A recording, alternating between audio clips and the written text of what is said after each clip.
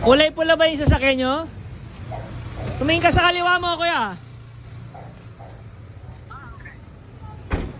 Okay na? ACA4533. Naranasan mo na bang ma-scam sa Lalamove? Yung tipong nabayaran na yung item mo pero hindi nakarating dun sa buyer.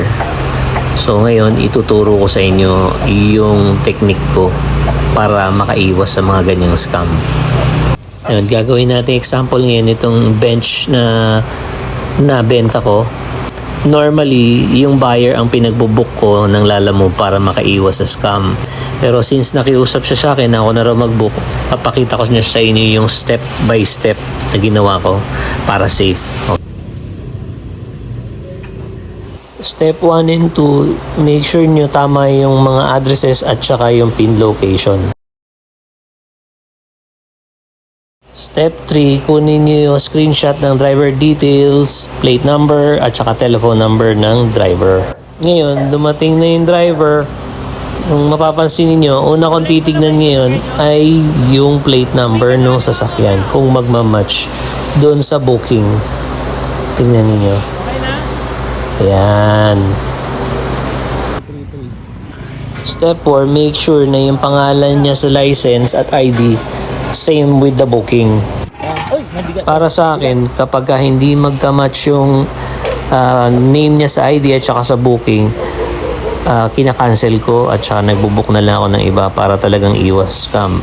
Pero in this case, since nagmatch naman, so okay. So nagpatulong na ako sa kanya magbuhat. Mabuti na lang, maswerte ako at yung driver na nakuha ko ay okay. Ayan. Marunong siya mag-ayos, marami siyang booking, tas pinicturean niya na yan dyan. At saka at the same time, kinonfirm niya na rin dun sa delivery kung bayad na. Ito yung pinaka-importanting part para sa akin. Okay na to? Lagi kong ginagawa to. Sinasabi ko sa driver, tawagan yung drop-off location or yung client para ma-confirm na nasa kanya na yung item at ready for delivery na on the way na siya. Okay na? Ayun, paalis na siya. So step 6 is i-track nyo na ngayon, share nyo yung tracking link doon sa client ninyo para pares nyo ma-monitor yung progress kung nasaan na yung driver. And step 7 ay yung Lalamove receipt confirmation and yung confirmation din from the client na na-receive niya na yung item.